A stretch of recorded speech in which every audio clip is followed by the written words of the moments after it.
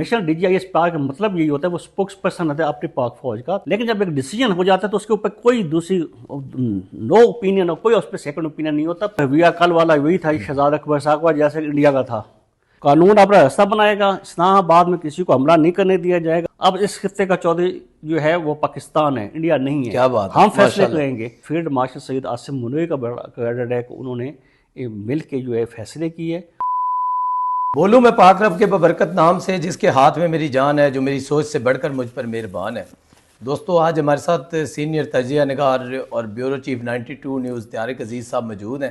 طارق عزیز صاحب کی ہسٹری یہ ہے کہ وہ تمام سیاسی جماعتوں کے جو جتنے لیڈرشپ ہے، ان کے شہر اقتدار کے جتنے واقعات ہیں ان سے بخوبی واقف ہیں، تو ان سے اس پر تو تفصیلی بات پھر کبھی کریں گے، لیکن آج ان سے ہم نے چند لمحات لیے ہیں تو ان سے بات کرتے ہیں آج اور کل کے معاملات کے اوپر۔ السلام علیکم جی۔ وعلیکم السلام۔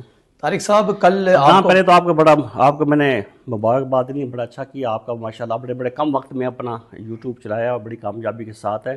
اللہ تعالیٰ آپ کو مزید کامیابی عطائے۔ آمین جی، آپ اسے سیکھتے ہیں، آپ بڑے بھائی ہیں، آپ جیسے اور جتنے دوست ہیں انہوں نے ہی موٹیویٹ کیا اور انہوں نے کہا کہ آپ جو سٹارٹ کریں۔ اچھا کیا آپ نے۔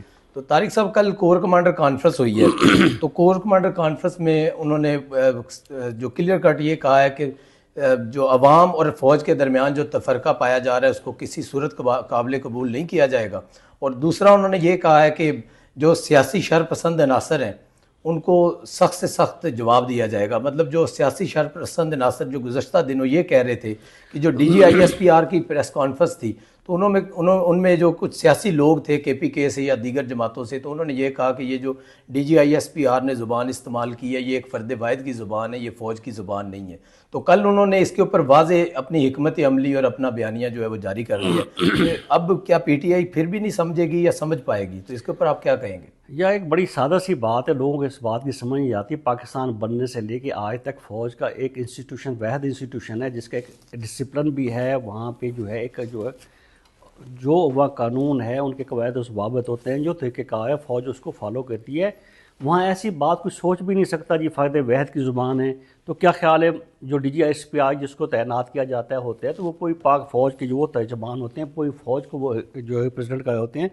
یہ تو ویسے ایک احمقانہ سی بات ہے جی، وہ ہمیشہ D G I S P R کا مطلب یہی ہوتا ہے وہ اسپوکس پرسن ہوتا ہے اپنی پاک فوج کا۔ تو یہ تو بالکل اچھا، یہ جھوٹی تسلی آپ نے آپ کو دینے والی بات ہے کہ نہیں جی فوج میں خدا نخواستہ تفریق ہے اور ایک حصہ ہمارے ساتھ ہے، ایک نہیں ہے، ایسا بالکل مطلب یہ ایک فوج میں کیا اس کو عوام میں صرف انتشار پھیلانا چاہتے ہیں یا اور کوئی وجہ؟ صرف انتشار پھیلانا، مطلب میں کہتا ہوں اپنے آپ کو بیوقوف، لوگوں کو بیوقوف بنانے کے بجائے اپنے آپ کو بیوقوف بناتے ہیں۔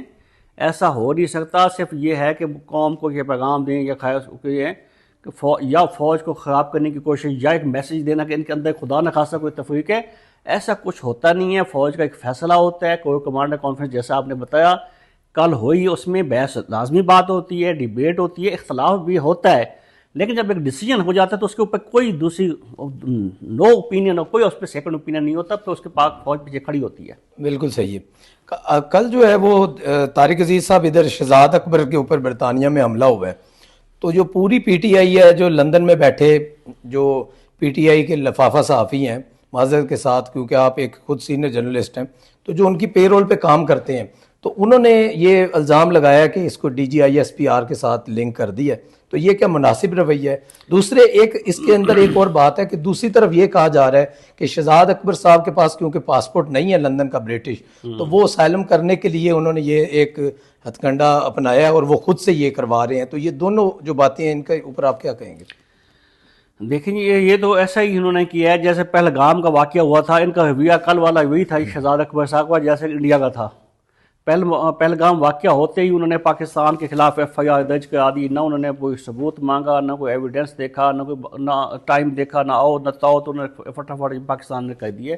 تو کل شہزاد اکبر صاحب نے بھی وہ انڈیا والا کام کیا ہے۔ بالکل صحیح۔ جو ہی حملہ ہوا ہے تو ساتھ نہ کوئی وہاں، لیکن آپ بہتر جانتے ہیں، آپ خود باہر رہتے ہیں کہ وہاں یو کے پولیس ہے، برطانیہ پولیس کا ایک سسٹم ہے، نظام ہے، آپ اپلیکیشن دیتے ہیں، انویسٹیگیشن ہوتی ہے، انویسٹیگیشن بڑے تمام پہلوؤں سے لیتے ہیں، پھر جا کے بات ہوتی ہے۔ تو انہوں نے جو ہی ان کے گھر پہ حملہ ہوا انہوں نے کہہ دیا یہ تو جناب مجھے پاکستان سے حملہ کرایا گیا اور D G I S P R نے متعلق یہ کہا تھا۔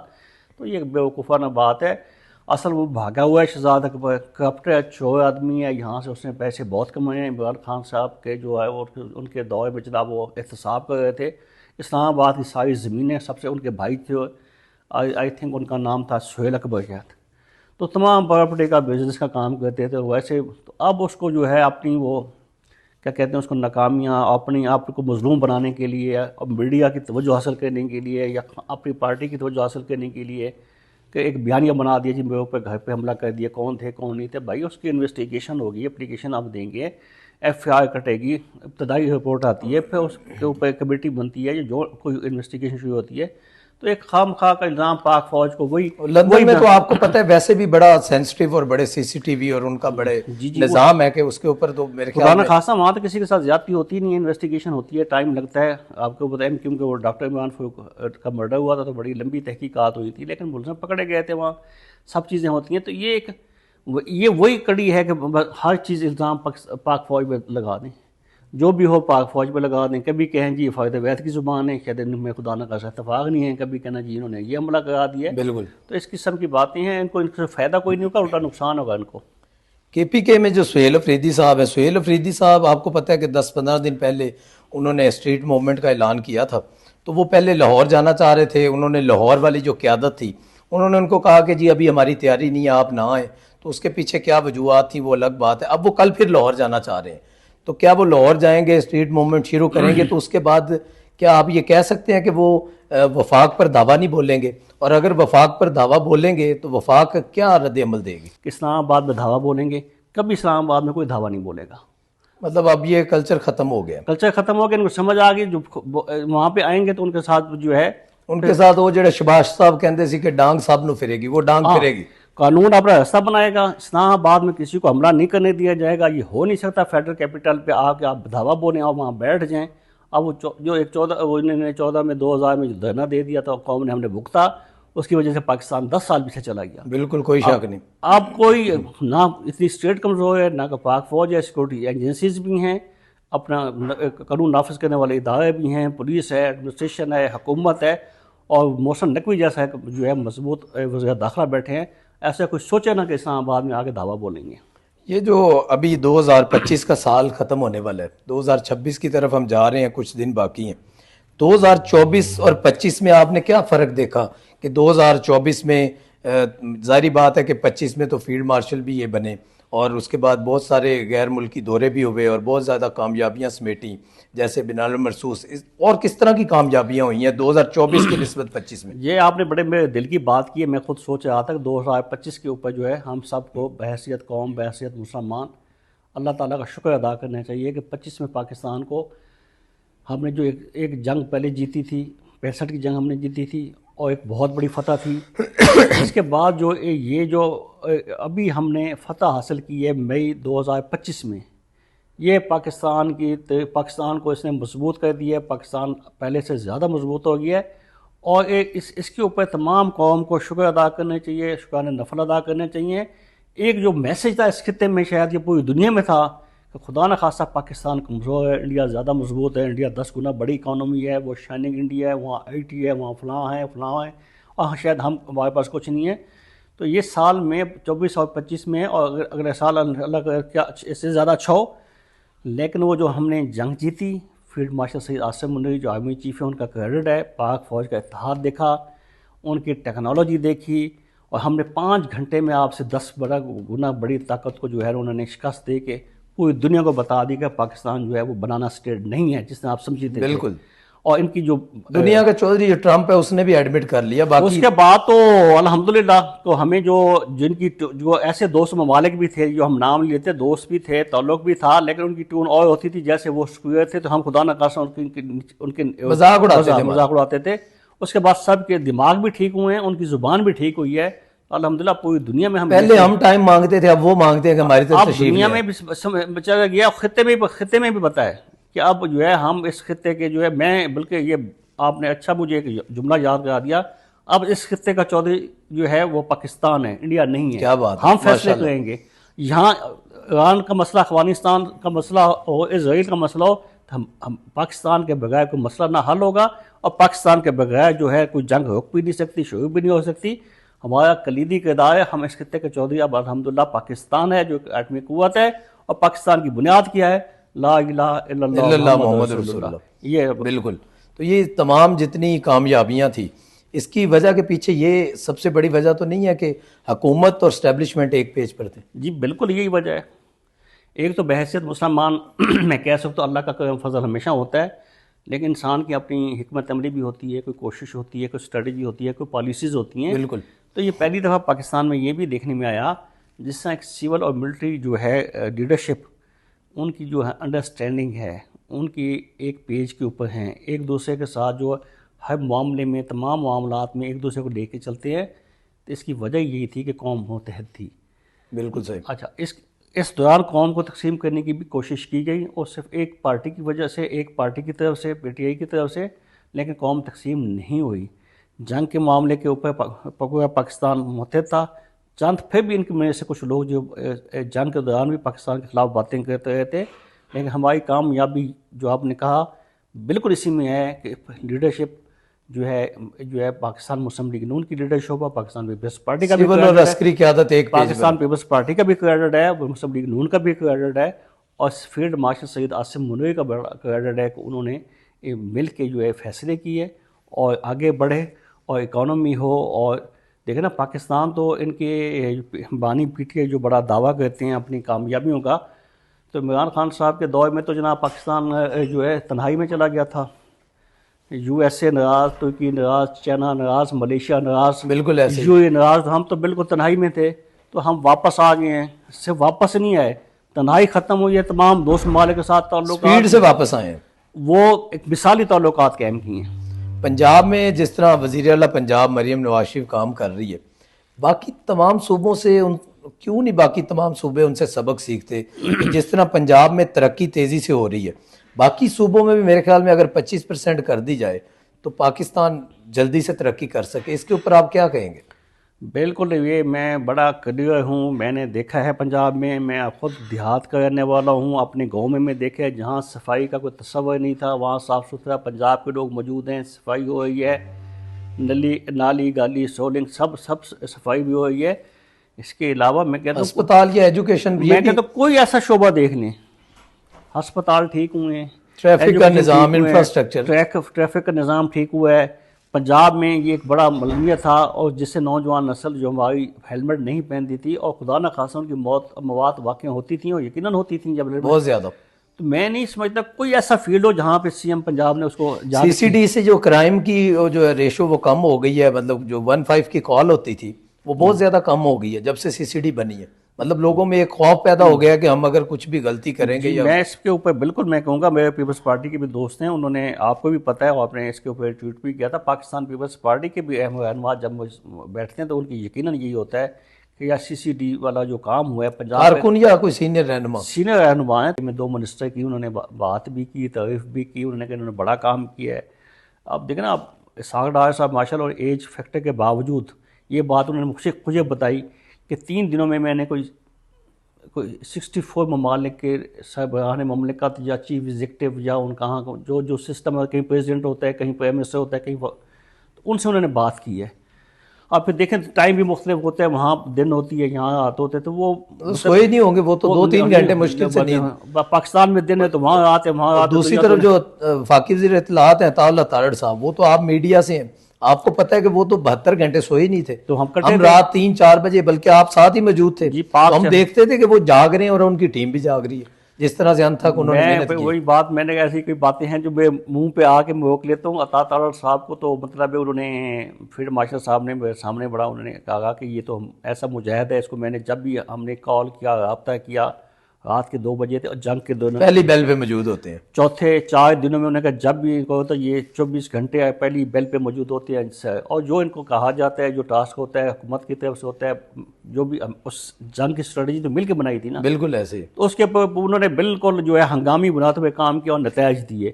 تو میں خود بھی وہاں پاک چینل سینٹر میں انہوں نے ہنگامی بنیاد کے میڈیا سینٹر بنایا ہوا تھا, تو وہاں انٹرنیشنل میڈیا کو بھی ہم دیکھ رہے تھے, اور تاج صاحب نے وہ 2-3 دن ہم بالکل 1 منٹ کے لیے نہیں سوئے. آپ یہ سمجھتے ہیں کہ اگر ان کی جگہ کوئی بزرگ سیاستدان ہوتے تو اس طرح سے انت تک محنت کر سکتے تھے؟ یا نئی ٹیکنالوجی کے مطابق سوشل میڈیا ڈیجیٹل میڈیا اس کو مانیٹر کر سکتے تھے. جو بزرگ سیاستدان پارٹی میں ہیں، ان کے حکومت میں ہیں، ان کا ایکسپیرینس اپنا کام کرتا ہے، کاؤنٹ ہوتا ہے. اب ہارڈ ورک تو ظاہر ہے کہ ینگ مین ہی کر سکتا ہے، اور انہوں نے اپنی ایک انرجی بھی ان کی ہے، اور کام کرنے کی جو عطا تارڑ صاحب کا میں ویسے فین بھی ہوں، اور میں سمجھتا ہوں ان کی ٹریننگ جو شہباز شریف کے ساتھ جو شہباز وزیر اعلیٰ ہوتے انہوں نے کر دی تھی، انہیں کر دی تھی نا. جو شہباز شریف صاحب کے ساتھ کام ایک دفعہ کر لے وہ کندن بن گیا، کندر بن جاتا ہے، پھر اس کو تھکاوٹ نیند بھوک نہیں لگتی، بھول جاتے ہیں. تو ایک اچھی جو چیز ہوتی ہے وہ اس کو ریکگنائز کرنا چاہیے. ہماری سیاست کا ایک اور بڑا نام تھا چودھری نثار علی خان. بالکل ان کا بھی میں ان کو بڑا قریب سے دیکھتا ہوں، میں نے دیکھا ان کے سٹائل کو، ان کے کام کو. ان کے ساتھ بھی جس نے کام کیا ہے تو وہ بھی زندگی میں جو ہے وہ خود بھی بڑے انتھک محنت کرتے تھے، ان کا سٹاف اور باقی لوگوں سے اسی طرح سے وہ. اور پھر آپ اس لیے بتائیں چودھری نثار صاحب اور شہباز صاحب کی دوستی بھی تو ہے نا. بالکل کچھ چیزیں ان کی ملتی ہیں، آج بھی دوستی موجود ہے، کچھ نہ کچھ چیزیں تو ملتی ہیں نا. چلے وہ تو اب حصہ ہو گئے الگ سے. ایک تو ابھی آخری سوال کرتا ہوں کہ شاہد خاقان عباسی صاحب کا مستقبل کیا ہے؟ شاہد خاقان عباسی صاحب کا مستقبل تو اللہ تعالیٰ کی ذات جانتی ہے، لیکن جو زمینی حقائق ہیں جو ہمیں نظر آتے ہیں، ہم دیکھتے ہیں بحیثیت طالب علم کے، صحافت کے، میں فیلڈ میں بھی موجود ہوتا ہوں، سیاسی لوگوں سے ملاقات ہوتی ہے، تو بظاہر تو ابھی تک ان کا ایسا کچھ لگتا نہیں ہے. اس لیے دیکھیں آپ اس میں ان کی پارٹی کو مل کر بنائے ہوئے 1.5 سال سے زیادہ ہو گیا ہے، اتنا ہی ہو گیا، تو کوئی ایک الیکٹیبل تو انہوں نے شامل نہیں کیا نا. شاہد صاحب میرے بڑے اچھے دوست ہیں، بڑے بڑے مہربان ہیں، ان سے بڑا اچھا تعلق ہے، لیکن سچ بات یہی ہے وہ خود اچھے ہیں، نیٹ اینڈ کلین بھی ہیں، اور ان میں بھی کام کرنے کی صلاحیت. آپ سے قربت دوستی کافی ہے، تو آپ نے تو ان کو روکا بھی ہوگا کہ پارٹی نہ بنائے. جی میں ان کے حق میں نہیں تھا پارٹی بنانے کے. ہمارے ساتھ مشاورت بھی ہوئی، پارٹی کے نام کے اوپر بھی کئی سیٹنگ کئی محفل ہوئی، تو انہوں نے کہا آپ نام بتائیں. تو اور اچھا اس حوالے سے کام کرنے کے حوالے سے ان کا بھی کریڈٹ بہت اچھا ہے. اور مفتاح صاحب تو نہیں ان کو مروا گئے؟ مفتاح صاحب نہیں مروا گئے، مفتاح اسماعیل صاحب تو ان کے ساتھ ہیں. چلو ان کے کہنے میں بنائی تو وہ ساتھ تو ہیں. ایک اور صاحب ہیں جن کا نام ہے مصطفیٰ نواز کھوکھر صاحب، وہ بھی دوست ہیں، بھائی ہیں. وہ آج کل نظر نہیں آ رہے. تو موٹیویٹ کرنے میں سب سے زیادہ ان کا ہاتھ تھا کہ ہمیں پارٹی بنانی، سب سے پہلے وہ چھوڑ گئے. شاہد صاحب پارٹی بنانی چاہیے تھی، شاہد صاحب پارٹی بنائے. لوگ پیپلز پارٹی، میں پیپلز پارٹی، وہ چونکہ پیپلز پارٹی کہتے ہیں، میں پیپلز پارٹی کو جانتا ہوں، ہمارا لوگ نام نہیں سننا چاہتے. نون کو آپ جانتے ہیں. تو یہ ان کا بھی میں گواہ ہوں کہ میرے سامنے ایسی باتیں ہوئیں کہ یہ پارٹی بنانے چاہیے، اور بڑے لوگ ہمیں جوائن کریں گے، شامل ہوں گے. اچھا یہ ویسے ایک کنسیپٹ ایسے لوگوں نے بنا لیا جی دونوں پارٹی سے لوگ تنگ ہیں. تو بھئی اس کا آپ نے دیکھ نہیں لیا کہ دونوں پارٹی سے لوگ تنگ ہیں، تو پھر تو ان کی پارٹی کو دھڑ دھڑ لوگ بھر جانی چاہیے. سینکڑوں لوگ آ جائیں، الیکٹڈ لوگ آ جائیں، پارلیمنٹیرین سابق آ جائیں. کوئی الیکٹیبل شامل نہیں ہوا. تو میں دعا گا ہوں اللہ تعالیٰ شاہد خاقان صاحب کے لیے کوئی اچھا ان کا مستقبل اچھا ہو جائے. فیلڈ مارشل سے مضبوط کبھی پہلے کوئی آرمی چیف دیکھا آپ نے اعصابی طور پہ؟ دیکھیں جی اعصابی تو میں تو بحیثیت مسلمان ہم سب گناہ گار بھی ہیں، لیکن مسلمان ہیں، ہم کلمہ کو ہیں، میرا ایمان ہے. زمینی حقائق اپنی جگہ ہوں گے، ان کی فوج کی صلاحیت اپنی جگہ پہ ہوگی، لیکن جو حافظ اب عاصم منیر صاحب میں آرمی چیف ہیں، حافظ قرآن ہے، حافظ قرآن اللہ تعالیٰ کا سینے میں قرآن ہے ان کے قرآن ہے. تو اس کی طاقت بھی ہے، برکت بھی ہے، اور صاحب اللہ تعالیٰ کا اس کے اوپر بڑا کرم ہوتا ہے. جس نے ٹرمپ ان کا دیوانہ کیوں ہوا ہے؟ جو ایک آیت قرآن مجید کی آیت پڑھتا ہے یا اس کو یاد کر لیتے تو اس کا بھی ثواب ہوتا ہے. تو اللہ تعالیٰ نے ان کو بڑا کرم کیا ہوتا ہے، اس لیے ان کا اعصاب بھی مضبوط ہیں. اور انہوں نے اپنا as A army chief of defence forces کے طور پہ کام بھی کیا. اور انہوں نے مطلب آپ دیکھ لیں نا، اپنی ذہانت قابلیت سے منوایا اپنے آپ، اپنی صلاحیت، اسٹریٹجی اور اس کا پریکٹیکل بھی دکھایا. وہی کہہ رہا ہوں کہ عملی اقدام بھی دکھایا. اور یہی وجہ ہوئی کہ ان کی جب یہ ہم نے جنگ جیتی پاکستان نے، تو پاکستان کا خطے میں بھی عزت بڑھی، دنیا میں بڑھی. اور ٹرمپ نے ان کو جو ہے ایک آؤٹ آف پروٹوکول جا کے، ایسا ہوتا نہیں ہے، مجھے نہیں یاد، آپ دیکھ لیں کہ انہوں نے امریکی پریزیڈنٹ نے کسی ملک کے آرمی چیف کو بلا کے اس طرح سے پروٹوکول دیا ہو اور لنچ دیا ہو.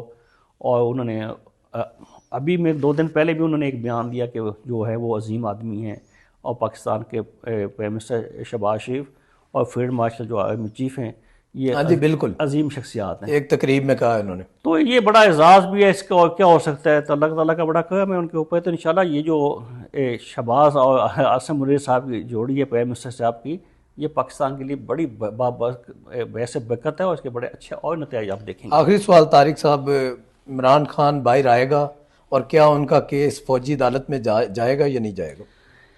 اچھا، لیگل ایکسپرٹ میں نہیں ہوں، لیکن مجھے اتنا ہے، جو موٹی سی بات ہے، ان کے اوپر 2 کیسز ہیں، توشہ خانہ ہاں جی، اور دوسرا جو ہے ابھی اس کا اپنا القادر والا اور القادہ والا۔ بالکل باقی مجھے، لیکن دونوں کیس جینون ہیں، بالکل ٹھیک ہے۔ ٹھوس ثبوت موجود ہیں۔ دنیا کے کسی، میں کہتا ہوں کسی چھوٹے سے چھوٹے ملک میں، بنانا اسٹیٹ میں ایسا نہیں ہوتا کہ وفاقی کابینہ میں آپ ایک لفافہ لے کے ہیں، اس میں کابینہ کو بتائیں نہیں اس میں ہے کیا، جی کیسے پاس ہو گیا، کسی کو پتہ نہیں اس میں ہے کیا۔ بالکل ایسے ہی۔ اب جو کہتے ہیں کہ ان کے اوپر کوئی کیسز ایسے نہیں ہیں، تو دونوں کیس میں لیگل ایکسپرٹ نہیں ہو پائے، کہتے ہیں کہ عام سی بات ہے، وہ توشہ خانہ والا اور دوسرا جو القادہ والا 190 ملین پاؤنڈ کا، یہ جینون کیس ہیں۔ جب جینون کیس ہیں، توشہ خانہ میں سزا ہوئی نا؟ سزا ہوئی۔ جب جینون کیس ہیں، سزا ہوگی تو وہ بات کیسے آئیں گے؟ سزا ختم ہوگی تو آئیں گے۔ مطلب ان کا مستقبل اب ختم ہے۔ میں نہیں سمجھتا ان کے لیے پاکستان کی پالیٹکس میں کوئی سپیس ہے۔ شاہ محمود قریشی صاحب کو وہ قبول کر لیں گے؟ اب وہ، میں تو ان کو، بلکہ یہ میرا ہوگا کہ اگر وہ کر لیں تو اچھا ہے، پارٹی بچ سکتی ہے۔ شاہ محمود صاحب سیزن پولیٹیشین ہیں، پارٹی چلا سکتے ہیں، سمجھ سکتے ہیں، پارلیمنٹیرین بھی ان کے ساتھ رابطے میں ہیں، پارلیمنٹ ہے نا ان کے، اور تمام سیاسی جماعتوں کے ساتھ ان کا بڑا اچھا رابطہ ہے۔ بڑے گھرانوں سے بھی ان کے تعلقات میاں اچھے ہیں۔ نواز شریف صاحب سے ان کا بڑا اچھا تعلق ہے۔ نون لیگ میں انہوں نے کافی 2-3 الیکشن انہوں نے مسلم لیگ نون سے بھی لڑے ہوئے ہیں، تو ان کو پارٹی دے دیں تو آپ کی پارٹی بچ جاتی ہے، آپ اپنا پاکستان تحریک انصاف بھی قومی جو ہے خدمت میں فیس سیونگ مل جائے گی سکتی ہے۔ تو ممکن ہے اس صورت میں ان کی سزا میں کوئی کمی بھی ہو سکتی ہے، وہ سزا تو کم بھی ہو جاتی ہے، اس کو ہائی کورٹ میں بھی چیلنج ہو سکتا ہے، سپریم کورٹ میں بھی جا سکتی ہے۔ لیکن اگر خان صاحب یہ کہیں میں نہ مانوں، تو پھر میرے خیال میں پیچھے کچھ بھی نہیں بچے گا۔ پھر نہ پارٹی بچے گی، نہ خان صاحب خود بچیں گے، نہ خان صاحب سیاست بچے گی، نہ خاندان بچے گا، تو نہ باقی شاہ محمود صاحب بچیں گے۔ تو یہی بہتر ہے، اور یہ حکمت عملی ہوتی ہے۔ آپ اسلام کی ہسٹری بھی دیکھ لیں تو کسی وقت بیک فٹ پہ بھی جانا پڑتا ہے۔ بالکل صحیح، بہت شکریہ جی طارق صاحب، آپ کا قیمتی وقت لیا۔ دوستو ہمارے چینل کو سبسکرائب کیجئے گا اور زیادہ سے زیادہ شیئر کیجئے گا۔ کل پھر ملاقات ہوگی، اللہ نگہبان۔